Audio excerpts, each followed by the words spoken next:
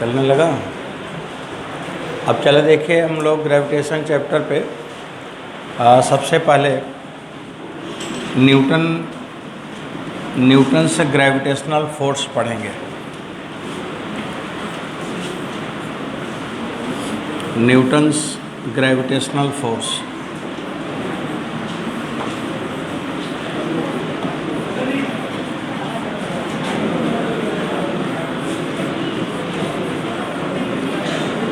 ये जानना है कि जो न्यूटन का ग्रेविटेशनल फोर्स है ये एक ऐसा फोर्स है।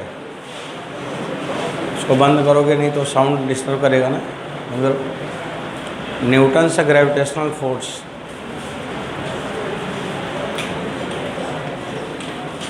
वो दोनों फैन को चलने दो, इधर वाला बंद कर दो।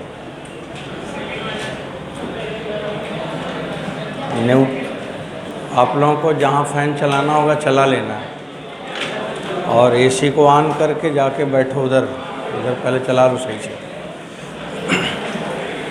हाँ बच्चों, न्यूटन से ग्रेविटेशनल फोर्स जो हम लोग पढ़ने जा रहे हैं, ये फोर्स कैसा फोर्स है?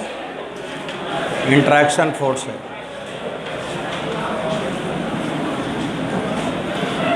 ये फोर्स है इंटरैक्शन फोर्स।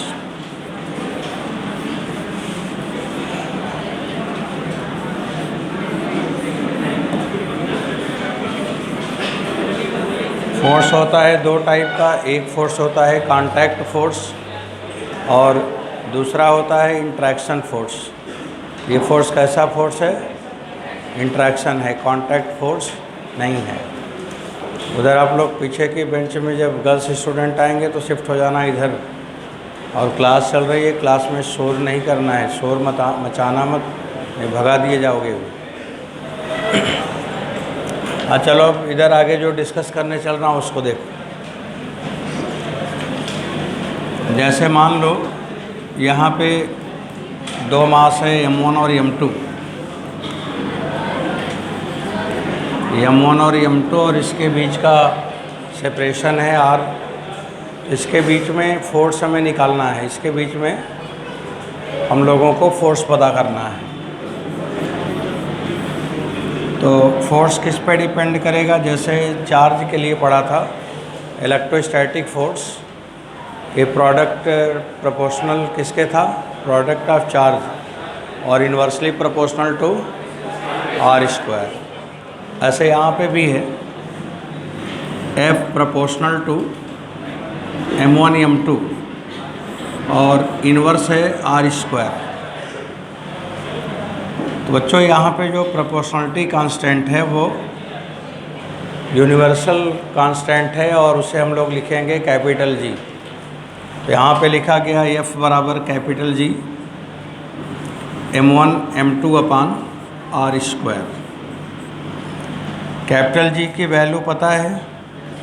बताओ कितना होता है?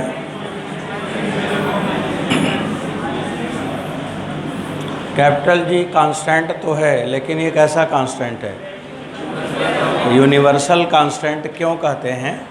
क्योंकि ये कांस्टेंट किसी भी चीज़ पे डिपेंड नहीं करेगा। तो यूनिवर्सल कांस्टेंट वो कांस्टेंट है जो किसी पे डिपेंड ना करे। तो जो कैपिटल G है वो ऐसा नहीं कि किसी पर्टिकुलर सिचुएशन में कांस्टेंट होगा, हमेशा ये कांस्टेंट होगा। और ये कैपिटल G का मान आपको लिखना पड़ेगा, तो लिखेंगे 6.67 इंटू 10 पावर माइनस 11। आपको इसकी यूनिट बतानी है,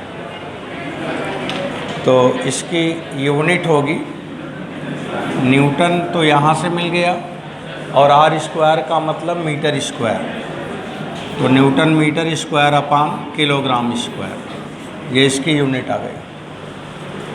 अब F का मान G m1 m2 by r square. उधर सुनो, उधर पीछे जहाँ बच्चे भी लड़कियाँ आ रही बैठ रही हैं, उधर बच्चों को इधर उधर करके बैठना, वहीं रहना। बीच में जो शोर करे उसको पकड़ के फटाफट पीट डालना, पहले उधर ही रहो।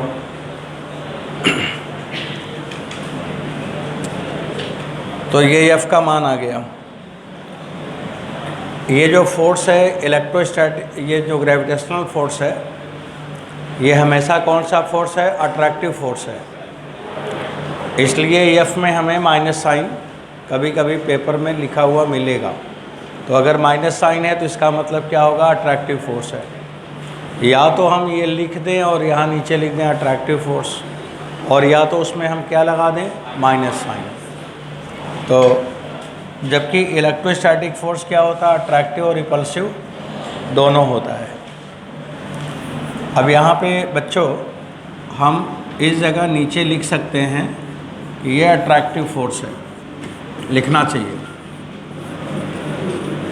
अब हम जानते रहेंगे अट्रैक्टिव फोर्स है तो कैलकुलेशन में माइनस साइन नहीं लगाएंगे। बाकी अगर थ्योरेटिकल बात किया जाए तो माइनस साइन का मतलब होता है अट्रैक्टिव इन नेचर। तो minus G m1 m2 upon R square. ये जो नेगेटिव साइन है ये होता है for attractive force. Work energy power में हम लोगों ने इसको पढ़ा था कि अगर रिपल्सिव होगा तो उसमें प्लस साइन आएगा और अट्रैक्टिव फोर्स होगा तो उसमें माइनस साइन आएगा, फॉर अट्रैक्टिव फोर्स। अब इस पे कुछ पॉइंट अगर लिखना है तो ये लिखेंगे कि ये फोर्स कैसा फोर्स है? कंजर्वेटिव फोर्स है। अगर यहाँ पे थोड़े से पॉइंट स्पेसिफाई करें कि जो फोर्स हम पढ़ने जा रहे हैं इसका नेचर क्या है, तो पेपर में पूछे तो कंजर्वेटिव फोर्स है। ये पहला बात तो कंजर्वेटिव फोर्स है। दूसरा, फोर्स तो यहाँ पे कोई रेंज डिस्क्राइब नहीं है, हम कहीं भी अप्लाई कर सकते हैं, लेकिन ये कहाँ पे इफ़ेक्टिव है। तो जैसे कूलाम का जो फोर्स है वो इफ़ेक्टिव है शॉर्ट रेंज में, और न्यूटन का ग्रेविटेशनल फोर्स इफ़ेक्टिव है लॉन्ग रेंज में। तो यहाँ पे इफ़ेक्टिव लिखा जाएगा, इफ़ेक्टिव फॉर लॉन्ग रेंज। जब आर का मान ज़्यादा हो तो ये ज़्यादा इफ़ेक्टिव होगा। तो ये effective in long range, long range force, इसीलिए हम इसे कह भी सकते हैं कि लॉन्ग रेंज फोर्स है। और कूलाम का लॉ जो था वो जब हम इलेक्ट्रोस्टैटिक फोर्स पढ़ते हैं तो वो इफ़ेक्टिव किस में होता है? शॉर्ट रेंज में। तो ये तो लॉन्ग रेंज की बात हो गई। तीसरी बात आती है कि जो न्यूटन का ग्रेविटेशनल फोर्स है बच्चों, ये मीडियम पे डिपेंड करता है क्या? ये मीडियम इंडिपेंडेंट है। अब कोई भी मीडियम हो, एयर हो, वाटर हो, कुछ भी हो, ये मीडियम इंडिपेंडेंट फोर्स है। और अगर ये फोर्स है तो फोर्स कौन सी क्वांटिटी है? वेक्टर क्वांटिटी है। और अगर वेक्टर क्वांटिटी है तो वो लॉ ऑफ सुपरपोजिशन को ओबे करेगा। तो यहाँ पे हम अगला पॉइंट लिखेंगे, obey law of superposition. Law of superposition से मतलब तो यही है वेक्टर एडिशन, लेकिन इसे मैं कूलाम लॉ में कुछ और भी बताया था। याद है क्या मैंने इन्फॉर्मेशन दिया था लॉ ऑफ सुपरपोजिशन के लिए? लॉ ऑफ सुपरपोजिशन के लिए मैंने ये बात बोली थी कि अगर दो चार्ज कहीं पे रखे हैं तो उनके बीच में जो फोर्स लगेगा, अगर उसके बीच में तीसरा चार्ज रख दें तो वो बदलेगा कि नहीं बदलेगा? नहीं बदलेगा।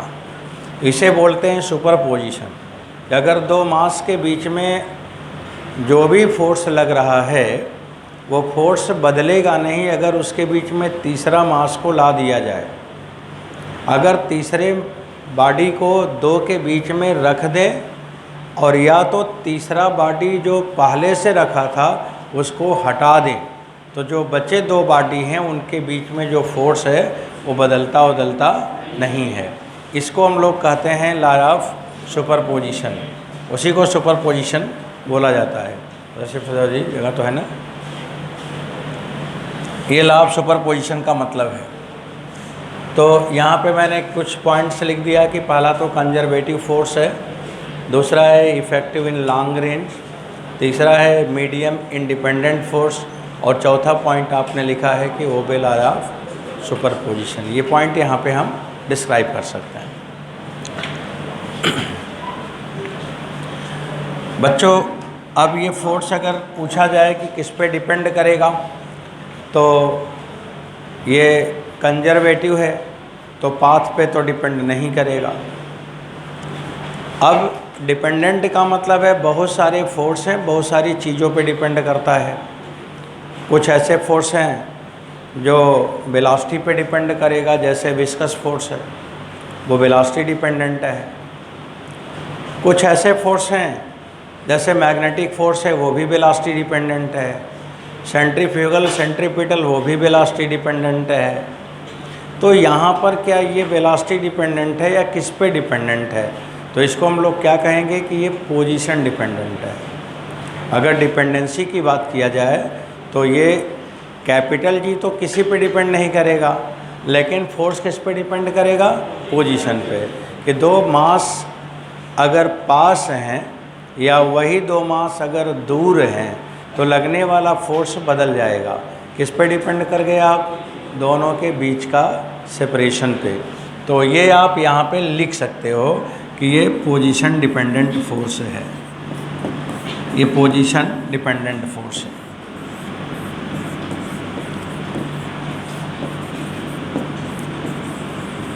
अब हमें कुछ कैलकुलेशन करने हैं। अब देखो, अगर हम थोड़ा सा कंपेयर करें कि अगर ये चार्ज Q1 और Q2 है, यहाँ पे Q1 है और यहाँ पे Q2 है, और इसके बीच का सेपरेशन R है, तो इलेक्ट्रोस्टैटिक फोर्स हम लोग निकाला करते थे। अगर एयर है तो 1/4 पाई एप्सिलॉन Q1 Q2 अपान R²। और अगर यहाँ पे हम देखें कि दो मास है M1 और M2, और इसके बीच में मैग्नीट्यूड की बात करें कि इसके बीच में जो फोर्स लगेगा न्यूटन्स ग्रेविटेशन वाला फोर्स, तो वो लिखा जाएगा Gm1 M2 अपान R²। अगर इसमें हम कंपेयर करें तो यहाँ पे जहाँ G है वहाँ पे आपको क्या लिखना पड़ेगा? 1/4 पाई एप्सिलॉन। इसका मतलब मैं रिप्लेस कर दूँ तो 1/4 पाई एप्सिलॉन नॉट को G, या हम ये लिख सकते हैं कि 4 पाई इंटू G बराबर 1/एप्सिलॉन नॉट। तो 1/एप्सिलॉन नॉट की जगह क्या लिख दिया जाएगा? 4 पाई G। बस, तो पूरा इलेक्ट्रोस्टैटिक हमारा बदल जाएगा ग्रेविटेशन में। तो हमें आज यही करना है कि इलेक्ट्रोस्टैटिक को बदलना है और ग्रेविटेशन चैप्टर में बदलना है। और उसके लिए मैं केवल क्या करूँगा, जहाँ पे चार्ज है Q1 Q2 वहाँ पे मास होगा M1 M2, जहाँ पे 1/एप्सिलॉन नॉट वहाँ पे 4 पाई G।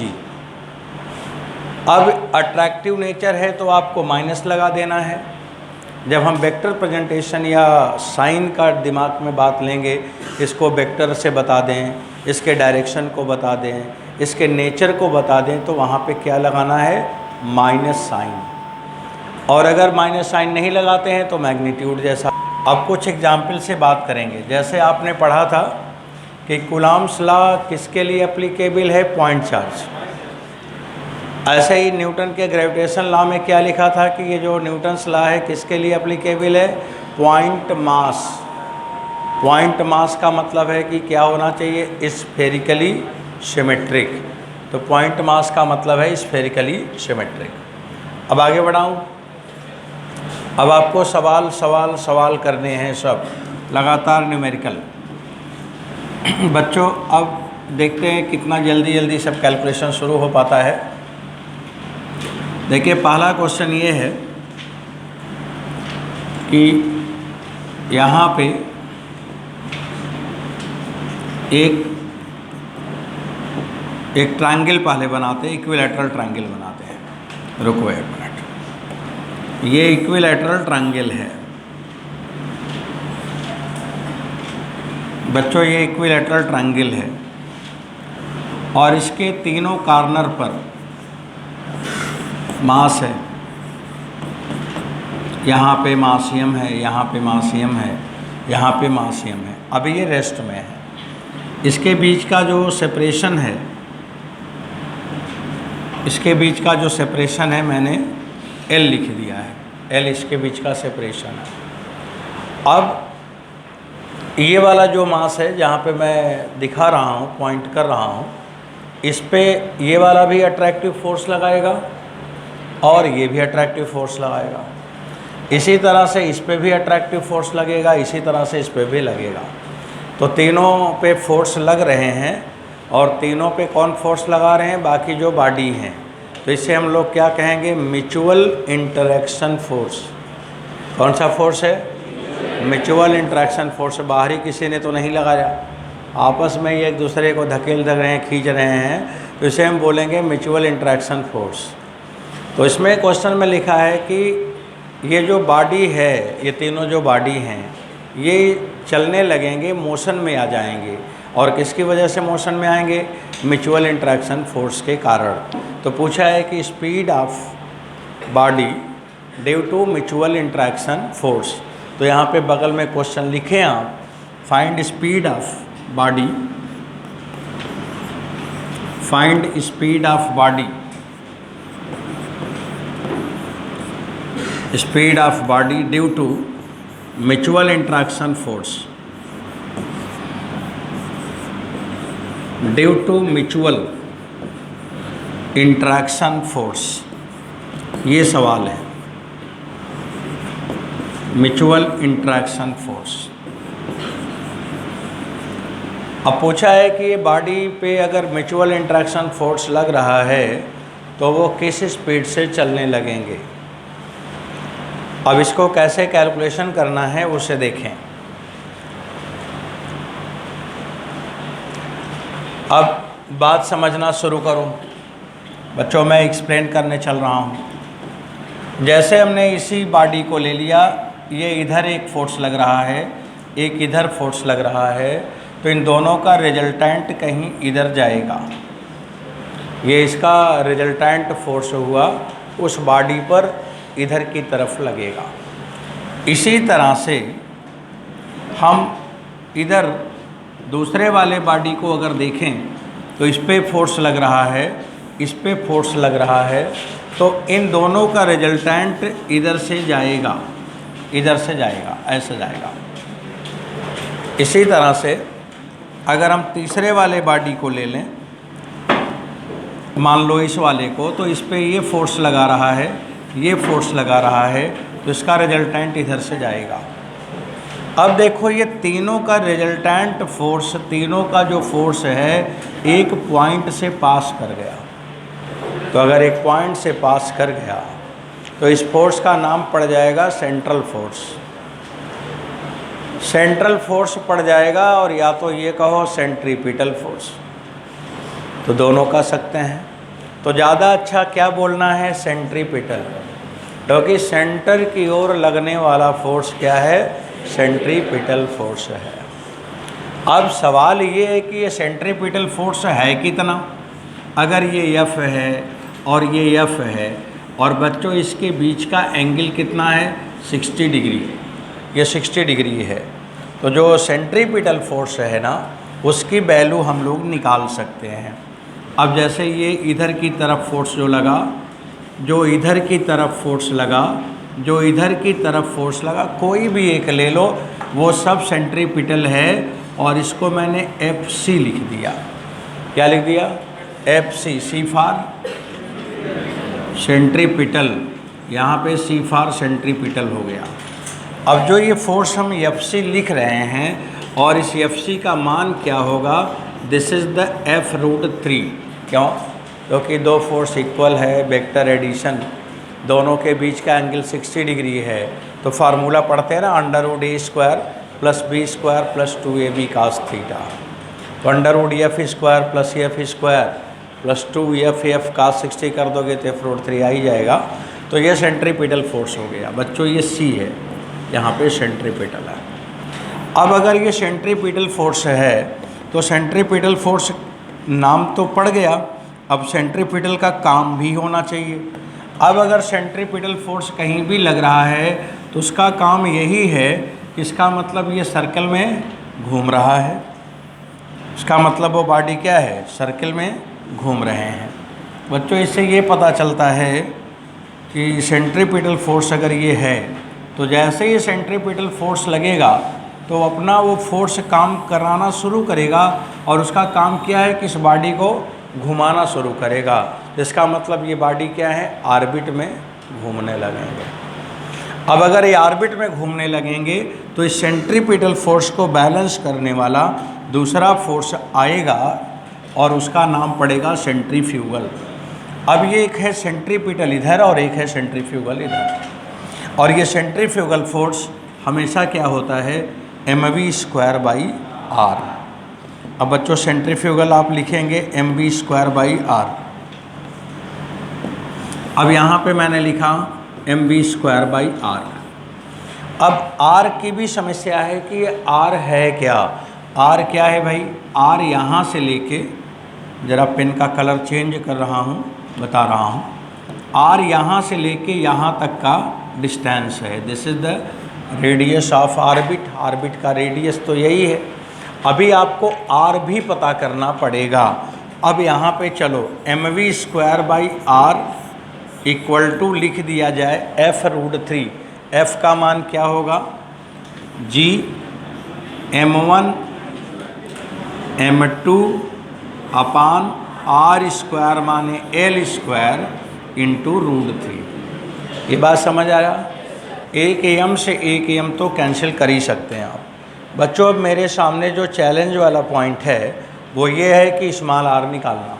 अगर स्मॉल r निकाल के रख दिया तो आप आंसर निकाल चुके हैं। अब स्मॉल r चलो देखो निकालना शुरू करते हैं। ये स्मॉल r है, चाहे उधर देख लो चाहे इधर देख लो, इधर भी वही स्मॉल r है। अब आप देखो मैं कैलकुलेशन ले रहा हूँ, ये एंगल कितना होगा 30, ये एंगल कितना होगा 30 डिग्री होगा, है ना 30 डिग्री। और अगर ये पूरा लेंथ L है बच्चों, ये L है, और इस पे देखो आप ये परपेंडिकुलर जो लगा हुआ है तो उसके हिसाब से यहाँ से लेके यहाँ तक का लेंथ L/2 हो जाएगा। अब ये ट्रायंगल है, ये पीला वाला ट्रायंगल देख रहे हैं, पीला वाला ये ट्रायंगल है, और यहाँ पे बेस है L/2 और हाइपोटेन्यूस है स्मॉल r। अब बेस हमें पता है और हाइपोटेन्यूस पूछा है, तो आप लिख सकते हो इस जगह cos 30 बराबर बेस माने L/2 हाइपोटेन्यूस माने r। cos 30 का मान होगा √3/2, √3/2, 2 कट जाएगा तो अब यहाँ से r का मान आएगा L/√3। तो r का मान कितना हो गया L/√3। तो जहाँ पे r है वहाँ पे L/√3 लिख दो आप। चलो लिख दिया जाए। अब आप यहाँ पे लिखेंगे v²/r, r इज L/√3, तो नीचे L ऊपर √3 बराबर gm √3/L²। बच्चों लोग अब देखो यहाँ पे क्या होने वाला है, कुछ कैंसिल हो गया, √3 से √3 कट गया, एक L से एक L कट ही जाएगा। तो अब आपको स्पीड मिल गया, ऑर्बिटल स्पीड मिल गया। अगर ऑर्बिट में मोशन करे तो क्या बोलोगे, ऑर्बिटल स्पीड ही तो बोलोगे। और v का मान आ गया √gm/L, ये ऑर्बिटल स्पीड आ गया। अगर इक्विलैटरल ट्रायंगल जिसका साइड L है उस पे 3 पार्टिकल कॉर्नर पे हैं तो म्यूचुअल इंट्रैक्शन फोर्स है वो क्या करेंगे, सर्कल में घूमने लगेंगे और उसकी स्पीड होगी √gm/L। जब आप लोग पढ़ रहे थे, एक दिन मैं पढ़ा रहा था बिग बैंग थ्योरी, उसमें जब थर्मल शुरू किया था तो उसमें बोला था कि जब एक्सप्लोजन हुआ तो बॉडी बहुत दूर चले गए। जब काफ़ी दूर चले गए तो ग्रेविटेशनल फोर्स के कारण वो एक सेंटर में जो बॉडी था उसके चारों तरफ घूमने लगे, और जब घूमने लगे तो उसी को हम क्या बोला था, प्लैनेट बोला था।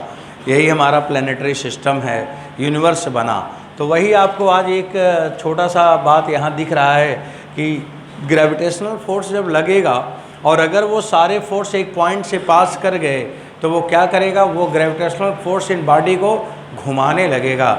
इसीलिए जो हमारा स्पेस में बहुत सारी बॉडी हैं वो घूम रही हैं। तो उसके घूमने का कारण क्या है, समझ गए, ये ग्रेविटेशनल फोर्स है। और एक ऐसा पॉइंट है जिसके पॉइंट से, उसी पॉइंट से सारे फोर्स पास कर गए और वो सेंट्रल पॉइंट बन गया। उसी के चारों तरफ तब से लेके जब तक रह पाएगा देश दुनिया तब तक वो घूमते रहेंगे। तो इसी को हम लोग प्लैनेटरी सिस्टम डिस्कस किया था उस समय, आज यहाँ देखा है। तो बच्चों एक सवाल तो ये हो गया, अब आप दूसरे क्वेश्चन को लगाने की तैयारी में हैं। तो चलिए दूसरा सवाल ले लिया जाए।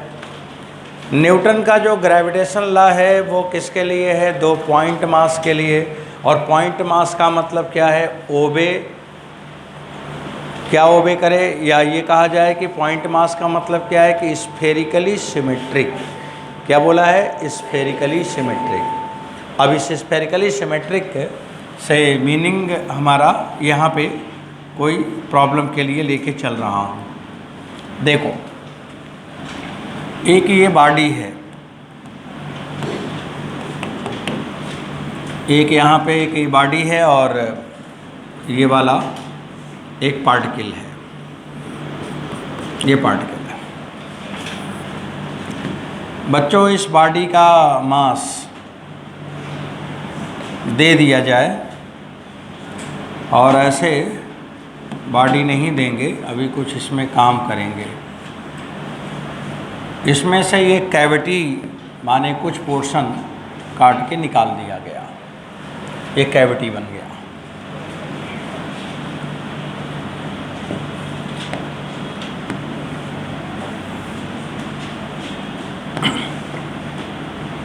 ये कैविटी है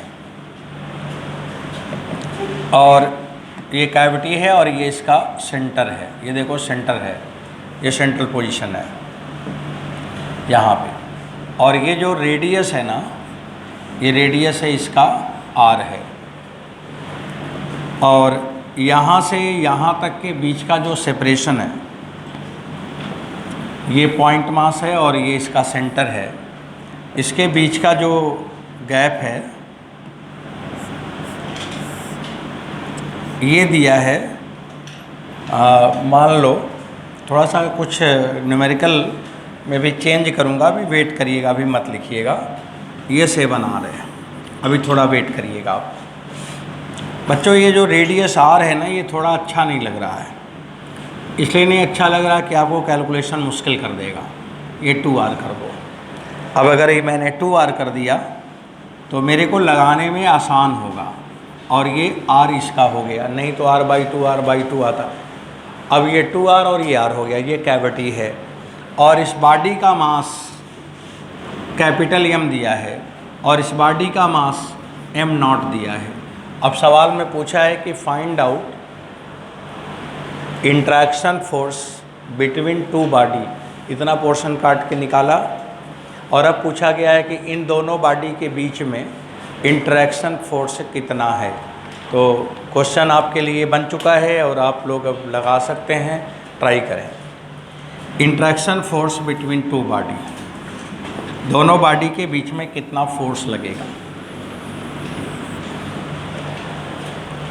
देखिए एक तरीका दिमाग में ये भी आ सकता है कि इसका हम सेंटर ऑफ मास निकाल के उसी जगह टोटल मास को मान लें और एक वो पॉइंट हो जाएगा, एक वो पॉइंट होगा, कैलकुलेशन हो जाएगा।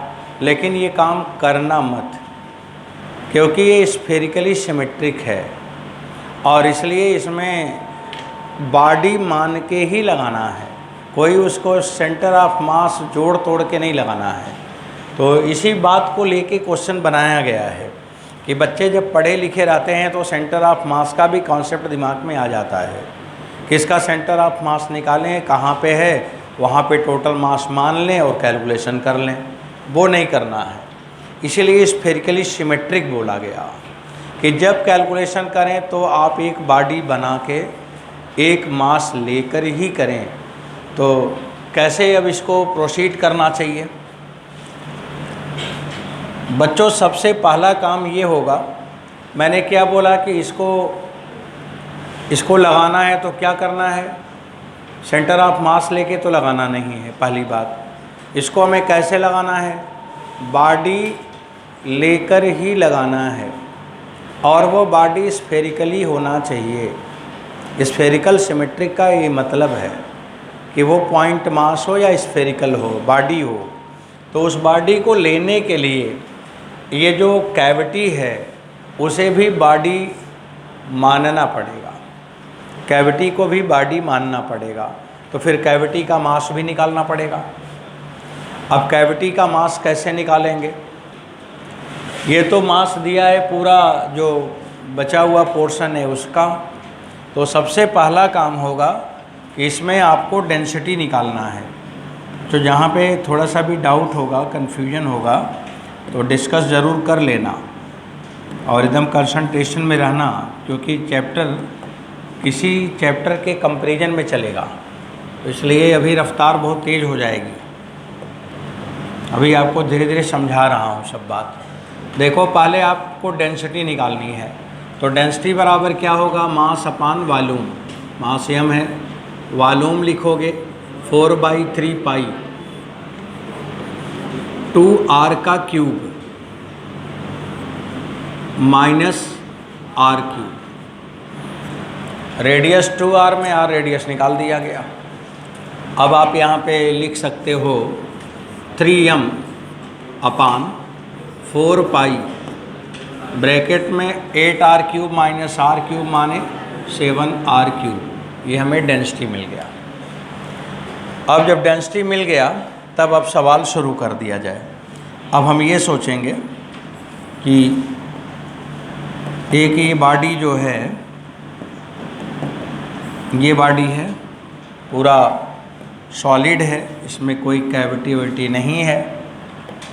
ये एक बॉडी है और इस बॉडी का रेडियस दिया है 2r, ये ले लेंगे, और इसका मास यहाँ पे होगा m1, हम निकाल लेंगे।